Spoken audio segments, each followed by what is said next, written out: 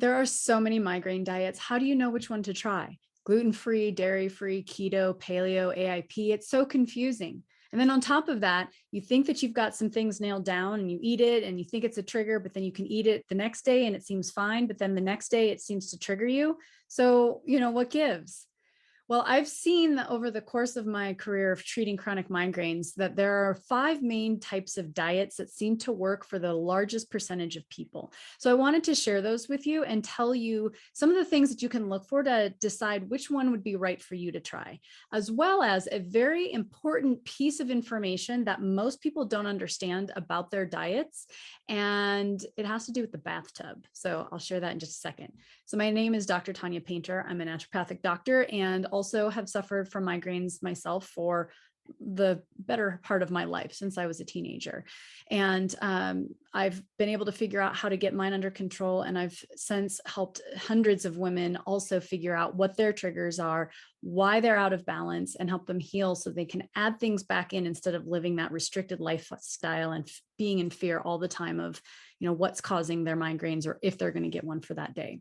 So too often I see people trying different types of diets and restricting until they're basically eating chicken and rice and are afraid to eat anything else because they think it's going to trigger a migraine. But then we start running into the problem of malnutrition, which kind of compounds the whole issue. So these are the five diets that I really want to go over with you so that you can kind of understand which one might be best for you to give a try. But regardless of which one might be your right diet, understanding the other symptoms to look for during your migraine can actually give us a lot of information about which one of these you should try. And so the first two are going to be good for almost anybody to try. They're mainly whole food, really good, lots of fruits and vegetables, things like that. The last three are going to be more specific, kind of layering in another level of dietary restriction, I guess, if you want, while we figure out those underlying issues. So it's something that you can try. Adding in one of the last three, if you have some of this, three or four of the symptoms that I'll mention for each of those diets, if you have, one or two, probably not going to be the best fit. But if you're like, that's me, that's me, that's me, that's me, that's probably going to be a good diet for you to try. All right. So let's get into it. And I think I'll be a little bit more clear as I go on. So the first diet is just a general anti-inflammatory diet. It's the AIP, autoimmune protocol or autoimmune paleo. So this is going to be very anti-inflammatory, very whole foods, very grain restrictive diet. So there are a lot of people that do really well restricting grains. There are a lot of people who do very poorly restricting grains. So, this is not for everyone. If you don't do well with carb restriction, so if it increases depression, if it makes you super fatigued, if it seems to trigger migraines, this is not going to be a good option for you. And you can do an AIP-like diet, but then adding in grains. So whole grains like whole grain rice, millet, sorghum, teff, quinoa, things like that. And you can kind of play with those grains. So it is very meat heavy. It's not ideal for vegetarians or vegans, but it's a good starting point for most people to try it. So it cuts out a lot of foods that are inflammatory for most people, like eggs and dairy and gluten, those kinds of things. But, when you're eating on the AIP, it can feel very restrictive. So I really encourage people to focus on the things that they can eat, because then it becomes much more inclusive as opposed to exclusive. And then you don't feel like you're missing out on quite as much. Okay. So that's the AIP. The second one is more of a vegetarian. With some meat like, free range organic chicken or wild caught fish, things like that, very clean meats. So these are going to be, again, very high in vegetables and fruits and moderate protein. So some people don't do well with proteins, and we'll kind of get into that here in a minute with the last three. So you can layer in different layers of the next three diets that we'll talk about with a vegetarian based kind of plan. So you want to try this if you don't digest meat well, if you know that meat triggers you, like generally all meats trigger you, if you feel like you eat meat and it just sits in your stomach and just kind of makes you feel blah. I hear people mostly saying it feels like there's a rock in my stomach. Or if you're already eating vegetarian, great place to start. And plant-based foods is very anti-inflammatory, and it shouldn't be, there shouldn't be a lot of processed food. So we want to really go with a whole grain, whole plant-based diet. So those are kind of the two basic diets. if you try the vegetarian and you're okay, you're not vegan, but you're vegetarian and you're okay with dairy, dairy is actually a really big trigger for a lot of people. So regardless of what diet you go with, going gluten-free, dairy-free, sugar-free is kind of the base minimum that you should be doing. And then you can kind of play with the rest of it as you go. Okay. All right, so for the next 3 diets, it's going to be really helpful to become familiar with the foods that are included in each of these categories so you can kind of start tracking them. So it might not actually be a food itself that is triggering you, but how much food you eat from each category that really pushes you over the edge. So that'll be more clear here in a minute. So let's share the first one. So the first one is a low histamine diet. So histamine is a stimulating neurotransmitter just on its own. If you cut out high histamine foods, that helps your body to process histamine a little bit better. You're not getting so much of it, and your body can maybe catch up with the overabundance that it already has. So foods here would include things like chocolate, strawberries, alcohol, spinach, fermented foods, things like that. So symptoms of somebody who should try a low histamine diet would be anxiety or irritability with a migraine. If it comes on after eating, even if you haven't seen a pattern to it, and again, that might be related to how many high histamine foods you've eaten in a day.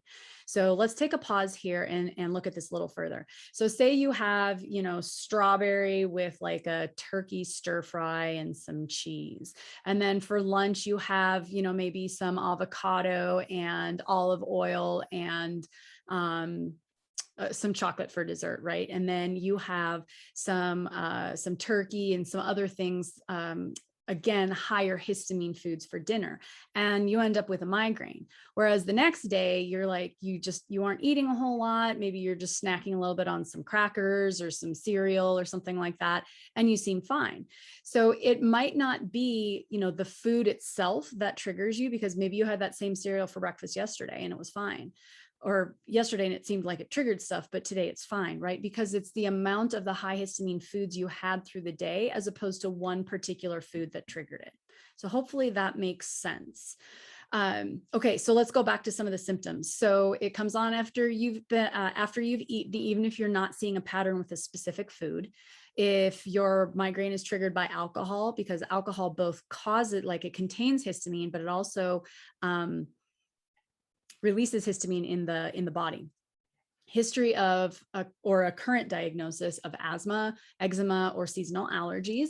It can be seen with allergy type symptoms. So watery eyes, runny nose, itchy eyes, red eyes, flushing of the face, or rashes or hives. If you suffer from those, just random rashes, random hives that seem to come for no reason, those are all going to be a high histamine picture. So going low histamine is the first step in trying to reduce that burden. But then we also want to help to clear out those histamine pathways, right? And so there's ways that we can do that with certain nutritional things that you can clear out the histamine so that your body can process it a little bit more effectively.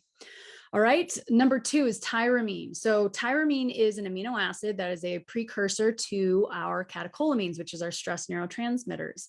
And so stress neurotransmitters like epinephrine, norepinephrine, or adrenaline, noradrenaline, those can trigger migraines for us. And so if we eat high tyramine foods that then provide the building blocks for making more of them, and your body has a preference for doing that, then the more high tyramine foods you eat, the more you're going to make those stress neurotransmitters, and then you end up getting a migraine from them. So foods in these categories can be nuts, it can be dried fruits, tofu, aged cheeses. So there's a whole list of them. They tend to be higher in protein as well, because any of these 3, the histamine, the tyramine, and the next one that we're going to talk about, are all amino acids. So they're going to be found in things that are higher protein. So you just want to go, you're not going to be able to get away from it for, completely, nor should you want to, because we need them to make things in our body. But we can limit the amount we're getting so that our body isn't only using it inappropriately. So symptoms for trying a high or a low tyramine diet would be, again, anxiety or irritability with migraines. So it's kind of common with the histamine. Migraines later in the day. So usually in the second half of your work day, it usually gets worse. And then maybe if you notice that your migraine gets better once you get home, that can be a pretty good indicator that it could be a catecholamine issue. Migraines during stressful situations. So if you're in a high stress situation, maybe you're in a fight with your loved one, husband, wife, whatever, and then you start feeling the migraine come on, that could be an indicator your catecholamines are rising. Or directly after a stressful situation. So we're talking 20, 30 minutes. So it doesn't take long. That can also indicate that. And then meat or other high protein foods seem to make your migraines worse. Again, it could be related to the tyramine that's inside. All right, diet number 4. No, this will be diet number 5. This is our last one. So arginine. So arginine is another amino acid. It's actually a precursor to a substance called nitric oxide, which helps our blood vessels to dilate, to get bigger. And so this can drop our blood pressure. And so blood pressure drops and vasodilation can both trigger a migraine. So our triptans and things, that actually helps to cause vasoconstriction. That's one of the ways that it works. So if the triptans are pretty effective for you, then it could be that you have an issue with arginine. Foods here in this category include chicken and pork, pumpkin seeds, peanuts, dairies, some other nuts. So there is some crossover. And again, because it's an amino acid, you're going to see them in higher protein foods along with the tyramine and the histamine that we had mentioned earlier. So symptoms that would kind of lead us to think low arginine would be good for you would be persistent low blood pressure issues. If you have a family history of high blood pressure issues, it can also be a problem with nitric oxide production. Migraine pain is better with ice, worse with heat, worse with exercise, worse with alcohol, worse with nuts or meats. Again, there's that protein piece. Better with salt, or if you crave salt during a migraine. It could be related to the fact that your blood vessels are getting too large and they're trying to constrict blood sugar. Salt increases our blood pressure, and then that can cause the vasoconstriction that we're looking for. So the last point that I want to make, back to our bathtub reference from earlier, is when we're trying to figure out food. So I touched on this briefly when we were talking with the histamine piece. Confusion around foods that trigger a migraine one day, but then not the next. So think of it like a bathtub, like water in a bathtub. You have the faucet and the drain, water comes in, water goes out, everything's fine in a normal system. But then if there's a reason that the drain is clogged, then it's not draining as quickly. So then you start to see a slow buildup of that water until it starts to overflow the bathtub edge. And that's when we start getting, that's our migraine point, right? When the water is overflowing. So you can also think of it as, your drain is slow, but then what happens if instead of just the one faucet, we add 3 or 4 hoses to it, and then suddenly we're filling up very quickly. And so we can see that analogy working in a migraine situation where if you have one type of food, just one histamine related food, and it's slowly bringing that level up, and maybe you don't get triggered because you didn't have enough going on to cause your bathtub to overflow. But then maybe you had, some leftovers, you had some fermented foods, then you had some strawberries and, some other high histamine foods. And suddenly you have like 4 different hoses for the day and everything overflows. So you might be able to tolerate just strawberries yesterday, but today when you had the strawberries, it caused you a problem. So when you're looking at foods that are triggering a migraine for you, you really want to look at and be familiar with some of the food groups that food might belong to. So knowing the foods that are high in histamine, knowing the foods that are high in tyramine, and then just monitoring those groups as opposed to the individual foods can really give you a much clearer picture of the fact that it's not the food itself, it's what the food contains. It's that biochemical piece, the amino acid or that nutrient that's actually triggering. So hopefully that clarifies some things on a very foggy situation, but that can help kind of maybe give you a little clarity as to why food sometimes does and sometimes doesn't trigger you. So if you're interested in learning a little bit more about this, including about my bathtub analogy here, I have a free training that you can sign up for. The link is in the comments below, and you can click on it and watch a little bit more about this kind of approach where we're talking about how some of the symptoms that we're experiencing can really point us to what might be going on in our body. So until next time.